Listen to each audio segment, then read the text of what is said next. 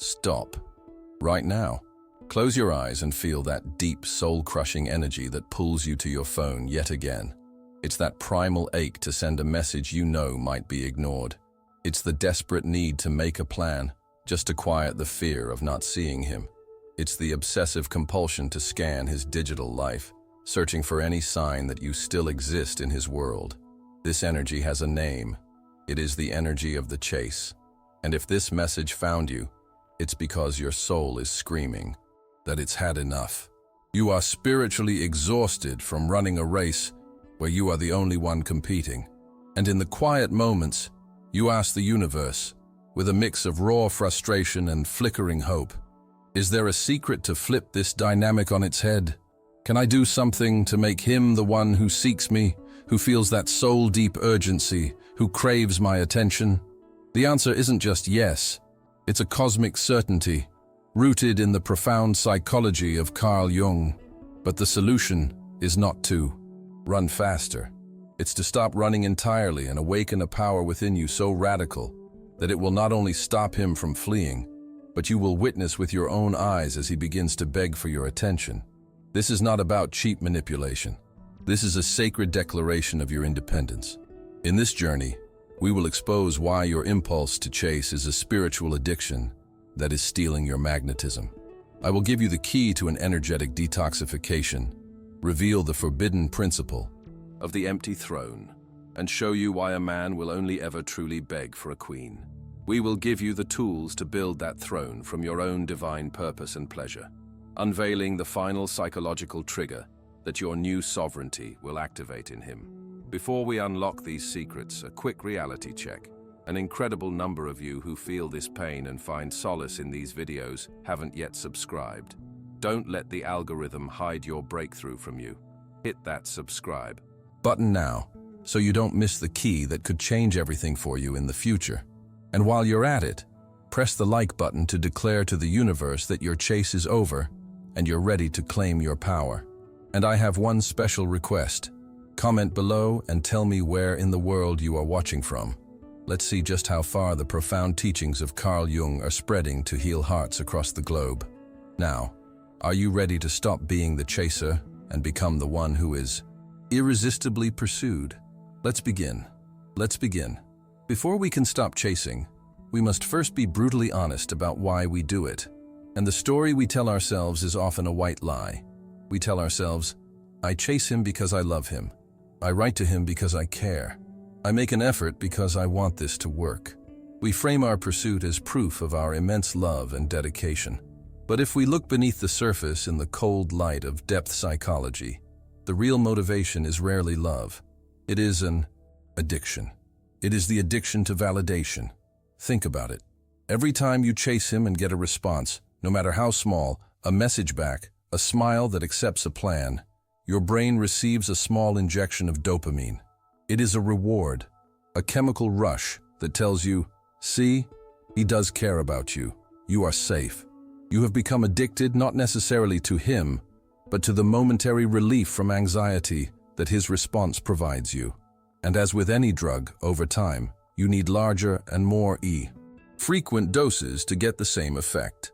And he, on an unconscious level, realizes that he has become your validation dealer.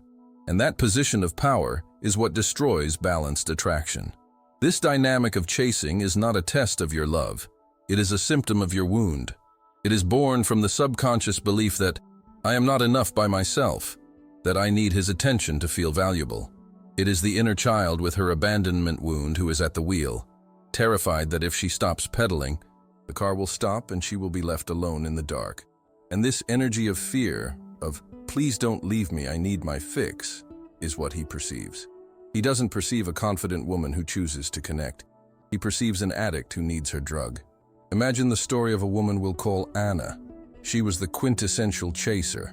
If her partner didn't write to her, she would send him a meme. If he was distant, she would prepare his favorite dinner. She was always doing something to get a reaction. She convinced herself that she was proactive in love. But one day her therapist asked her to do an experiment, not to initiate any contact for 48 hours, and simply observe her own feelings. Anna described the experience as hell.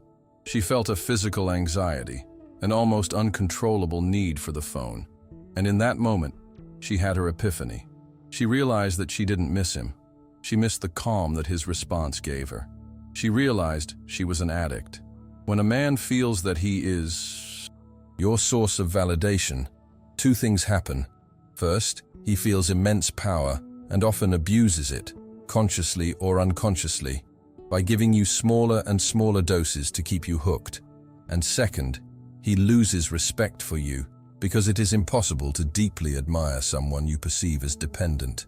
He may enjoy your devotion, but he does not respect it, and he will never ever beg for the attention of someone he considers his addict. Therefore, the first step for him to beg for you is for you to stop begging. And to stop begging, you have to recognize your addiction. You have to admit that your impulse to chase is not a force of love, but a weakness born from a wound. And as with any addiction, the only cure begins with detoxification. You have to be willing to go through withdrawal, to feel the anxiety without acting on it, so you can finally break free. Stop calling your need to chase love. Call it by its name.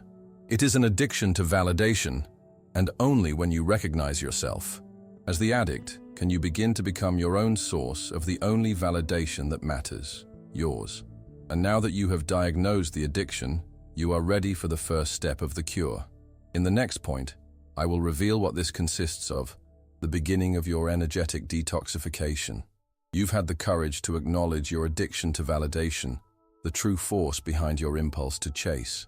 Now we come to the first step of this, the concrete action you must take to begin breaking the chains of that addiction. And this first step is called energetic detoxification. It is the deliberate and, at first, incredibly difficult act of completely cutting off the supply of your energy towards him. Because as long as you keep sending him small doses of your attention, your thoughts, your focus, the addiction will never be cured. You have to go into total withdrawal, not as a punishment for him, but as an act of radical healing for yourself. This detoxification, as we have already explored, occurs on several levels. But here we are going to focus on its most fundamental aspect, the total cessation of initiative. For a period of time that you yourself will define, it could be a week, it could be 2, you are going to commit to one golden rule. You do not initiate anything. You don't initiate a good morning message, even if it burns you up inside. You don't initiate a call to see how he is. You don't send him that meme that reminded you of him. You don't propose any plans. You don't react to his social media. You become, in terms of initiative, a ghost. And I know what you're thinking. Your addicted mind is screaming in panic. But if I do that, he will forget about me. If I don't write to him, he will think I don't care. The relationship will die. And that is precisely the voice of addiction, terrified of losing its drug. But I want you to trust this process, because what you are about to discover is that by cutting off your initiative, you are not killing the relationship. You are creating, for the first time, the space to see if there was ever a real relationship in the first place, one that wasn't being artificially sustained by 100% of your effort. During this detox period, your only job is to manage your own withdrawal syndrome. You will feel the anxiety, you will feel the impulse, and instead of acting on it, you will observe it and use that anxious energy as fuel for other areas of your life, as we will see in the next points. This is not a passive act. It is an act of immense willpower. You are literally rewiring your brain. You're teaching it that it can survive and eventually thrive without its doses of validation. Imagine the story of a woman we'll call Isabel. She decided to do a 1-week detox. The first 3 days were torture. She felt a physical need to contact her partner, but she held firm. She filled that time with activities that nourished her. On the 4th day, something changed. The anxiety began to subside and was replaced by a sense of calm, of power. She realized that her peace had not died from not hearing from him. In fact, it was increasing. On the 5th day, he was the one who wrote, "Everything okay? You've been very distant." Isabel's response was no longer born of anxiety. It was born of her new calm. She was kind, but not needy. And in that moment, the power dynamic began to reverse. He felt the void of her initiative, and felt the need to fill it. Energetic detoxification is this in its purest form. It is the act of letting go of the reins completely. It is a trial by fire for the relationship and for yourself. It will show you two things. First, it will show you the true nature of the connection. If he disappears forever, it's because the relationship was an illusion sustained solely by your energy. And although it hurts, it is a truth that sets you free. But if he, upon feeling the void, steps forward and begins to be the one who initiates, then you know that there is a genuine interest on which you can begin to build. And second, and most importantly, it will prove to you that you do not need him to survive. And that certainty, that newfound independence, is the first brick of your new throne. And now that you have learned to cut off the supply of your energy, you are ready for the great turning point. In the next point, I will reveal why this act is not just a detox, but the first step to building your own empire. You have started your energetic detoxification. You have cut off the flow of your pursuit. Now we come to the turning point, to the revelation that transforms this act of stopping doing into the most potent power strategy that exists. Because the secret to making a man beg for your attention is not simply that you stop chasing him. It is what you do with all that energy and time that you now have available. And this is where the principle of the empty throne comes in. Think about it. While you were busy being the subject of his kingdom, chasing him, attending to him, orbiting him, the throne of your own kingdom has been empty, gathering dust. The turning point is realizing that the this you must do is not just to stop being his subject. It is to use that freedom to finally occupy your own throne and become the queen of your own life. And herein lies a fundamental truth of the psychology of power and attraction. A man of value, a king, is not attracted to a subject. He may find her useful, comfortable, convenient, but he will never beg for her attention. A king is only deeply attracted, only feels the need to conquer and beg for the attention of another sovereign, of a queen. And you cannot become a queen while you are still sitting on the steps of someone else's palace. You have to go back to yours and claim the throne that has always belonged to you. Building your throne is not an abstract metaphor. It is a concrete plan of action. It is taking all that energy you used to spend on him and radically reinvesting it in the air. 3 pillars of your own kingdom: your purpose, your pleasure, and your peace. 1. You build with purpose. The subject lives for the king's purpose. The queen has her own mission. What is yours? That project you've always wanted to start. That skill you've always wanted to learn. That professional goal you put on pause. Now is the time. Immerse yourself in your work, in your art, in your growth. A woman with a purpose radiates an energy of direction, of importance. Her life has a meaning that transcends any man, and this energy is magnetic. 2. You build with pleasure. The subject waits for the king to bring her joy. The queen is the source of her own celebration. What gives you genuine pleasure without needing anyone else? Dancing, singing, walking in nature, reading. Make your pleasure a non-negotiable priority. Fill your schedule with joy dates with yourself. When you become an expert in your own happiness, you stop needing a man to feel alive. And this joyful self-sufficiency is incredibly seductive. 3. You build with peace. The subject lives in the anxiety of the king's approval. The queen cultivates her inner peace as her most precious treasure. Meditate, write, set limits on the people and situations that drain you. Turn your space into a sanctuary. A woman who owns her own calm becomes an oasis in the desert for a man who lives in the stress of the outside world. Imagine the story of a woman we'll call Elena. After her detox, she realized how much time she had wasted and began to build her throne. She took up her dream of being a photographer, filling her weekends with expeditions. She started going to tango classes, feeling the pleasure of her own body in motion. A few weeks later, her ex, not receiving the chasing energy he was used to, contacted her.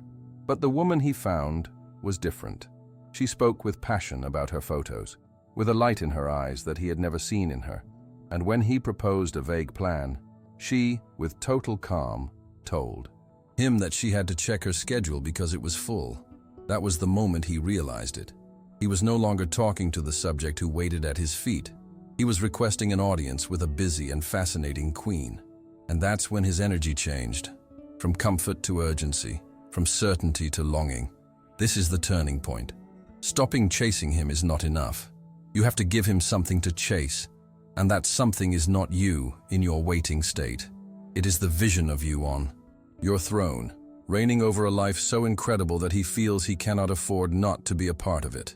And now that you know that your mission is to build your throne, you are ready for the tools. In the next points, I will give you the details of how to build it through your purpose and your pleasure. You have understood the turning point. You have to build your throne. Now let's get to the first and most powerful beam of that construction, your purpose. A subject has no purpose of her own. Her purpose is to serve the king and the kingdom. A queen, on the other hand, is the purpose of the kingdom. Her vision, her mission, her direction is what gives meaning to everything else. And the woman who wants a man to beg for her attention must first become a woman with a mission so clear and so passionate that a man's attention becomes secondary. Because here lies a profound truth. A man of value is not attracted to a woman whose only mission is him. He is irresistibly attracted to a woman who has a mission greater than him and who invites him to be a part of that greatness. Your purpose does not have to be to save the world. You don't have to found an NGO or write a bestseller, although you could. Your purpose is simply that which gives you a sense of direction and growth, that which ignites your inner fire. It is why you get up in the morning. It can be your career, a creative project, mastering a skill, your spiritual growth. What is crucial is that it is yours and that you pursue it with an almost religious devotion. When a woman is connected to her purpose, her energy changes completely. She stops being reactive and becomes proactive. She no longer spends the day waiting for him to write to define her mood. She has goals to meet, projects to advance. Her time becomes too valuable to be wasted in the anxiety of waiting. She radiates a natural confidence. Confidence is not born from appearance. It is born from competence. When you are good at something, when you are growing and mastering your field, you develop a self-assurance that is palpable and magnetic. She becomes infinitely more interesting. A woman with a purpose has stories to tell, ideas to debate, a passion that is contagious. She stops being the one who asks, "How was your day?" to become the one who answers, "You can't imagine what I discovered, created, achieved today."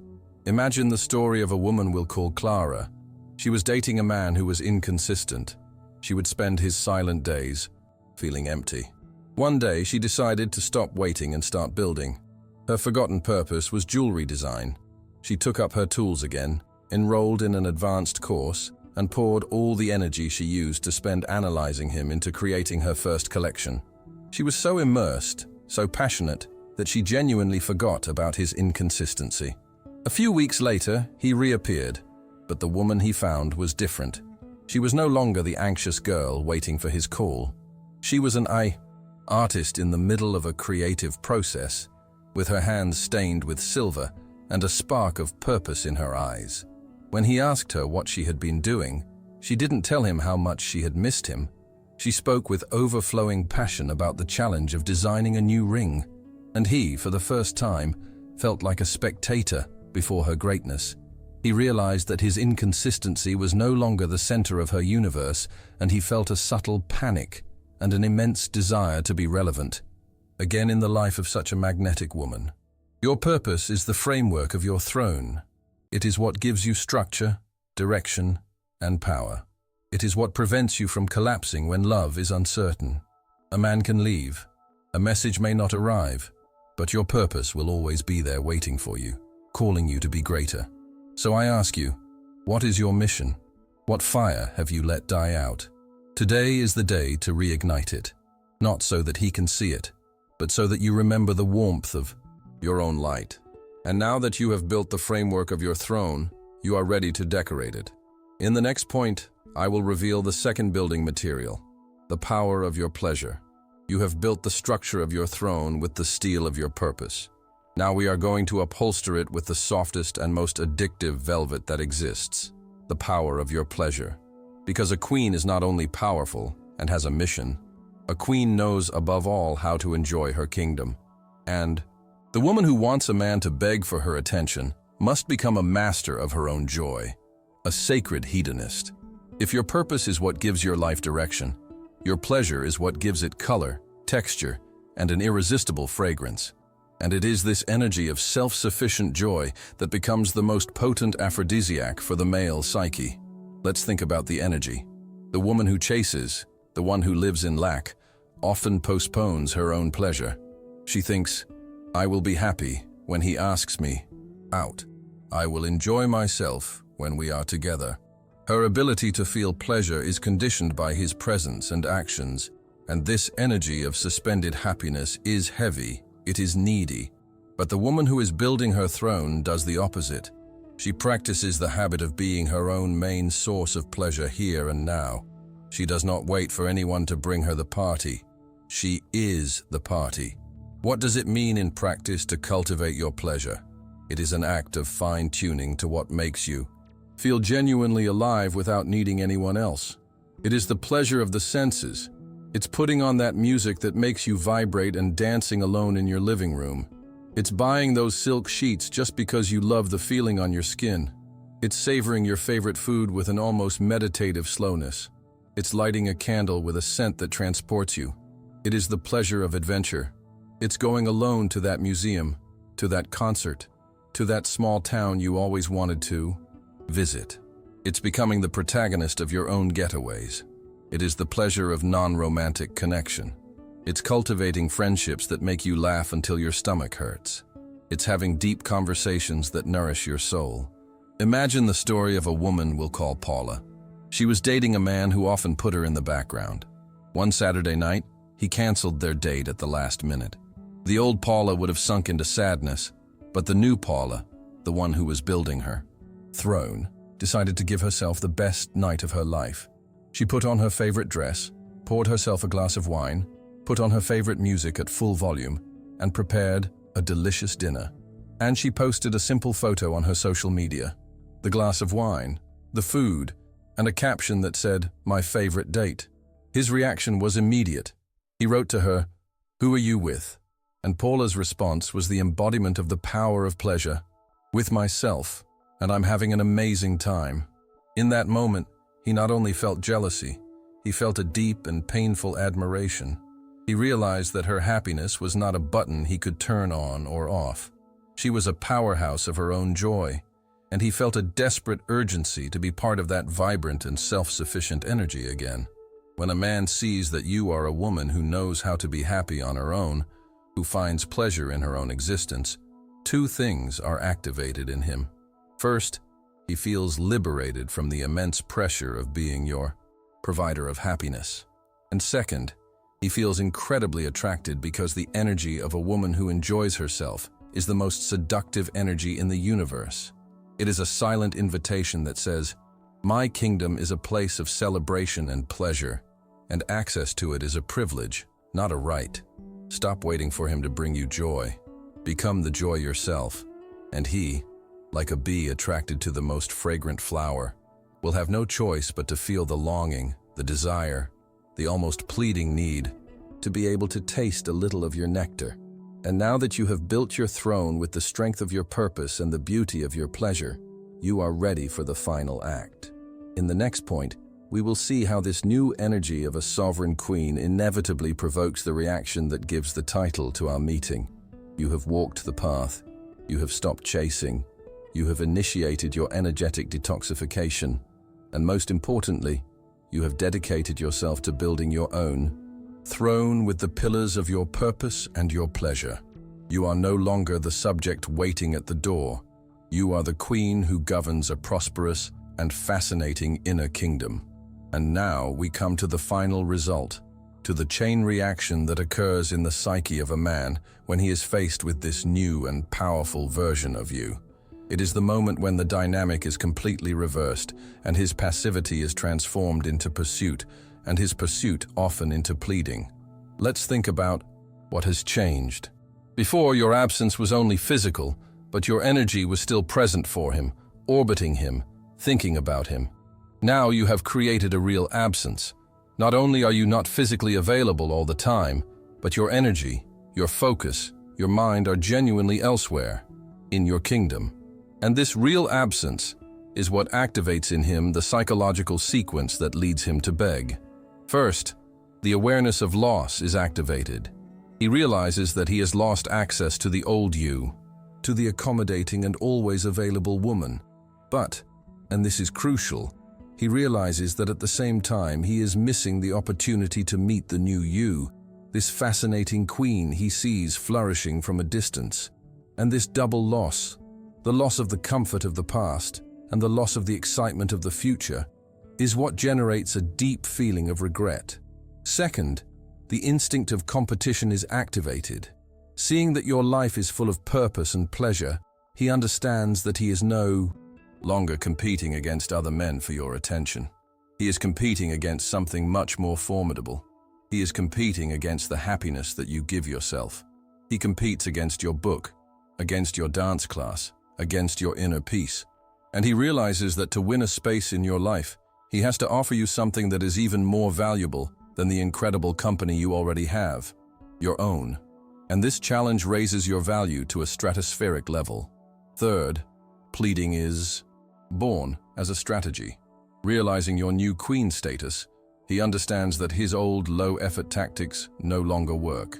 A casual message will not be enough to get you out of your kingdom. A last-minute plan will be rejected. And it is here that his strategy must change. He realizes that the only way to have a place of honor in your life again is not by demanding, but by asking. And this asking, when it comes from a place of genuine regret and admiration, becomes a plea. And this plea is not necessarily a "please come back to me" on his knees. It manifests itself in more subtle and powerful ways. It's the message that says, "I know you're busy, but I would love to steal even just an hour of your time this week." It's the call in which he says, "I've been thinking about what we talked about and you were right. I admire you." It is the visible effort to plan something special, a gesture that says, "I am willing to invest to be worthy of your kingdom." He is begging, not with the words of a beggar, but with the actions of a man who knows he is in the presence of a treasure he was about to lose forever. When you reach this point, you have won, not because you have him at your feet, but because you have inspired a man to leave his own mediocrity and strive to be the king worthy of his queen. You have stopped being the one who chases to become the one who inspires the chase. And that, my dear soul, is the sweetest and most elegant power shift that exists, the one that is born, not from your games, but from your growth. And so, you have arrived, not at the end of a video, but at the glorious beginning of your reign. The map we followed has led you here, to the sacred truth that making a man crave your attention is not a shallow trick, but a profound spiritual metamorphosis. It is the alchemical journey from the subject who chases to the sovereign queen who is deeply, magnetically longed for. Together, we have dismantled the poisonous addiction to validation, unlocking the sacred principle of the empty throne and the cosmic law that a true king only ever begs for an audience with a true queen. You now hold the divine materials to build that throne, the unshakable steel of your purpose and the irresistible velvet of your pleasure. You have witnessed the final, inevitable power shift, how your radiant sovereignty naturally inspires his devotion. The woman who commands this level of reverence does not demand. She simply is.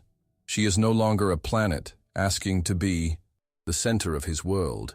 She has become her own universe, so brilliant that he cannot help but yearn to orbit her light. So let this be the final radiant truth you carry with you. Stop asking, "What can I do to make him value me more?"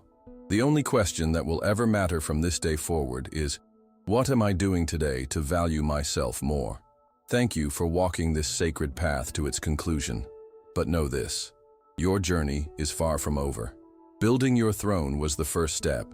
In our next video, we will explore the even more complex challenge of what to do when he inevitably returns, drawn to your new light. How do you test his sincerity? How do you set the new laws of your kingdom without falling into old patterns? An astonishing number of you who complete these transformations with us are not yet subscribed. To ensure you don't miss that crucial next chapter, please take this moment to hit the subscribe button and ring the notification bell. Your future self will thank you. If this message has truly awakened the sovereign within you, seal your coronation by giving this video a powerful like. And finally, to declare your new reality to the universe, go to the comments right now and write one single powerful word that will define your power from now on: reigning.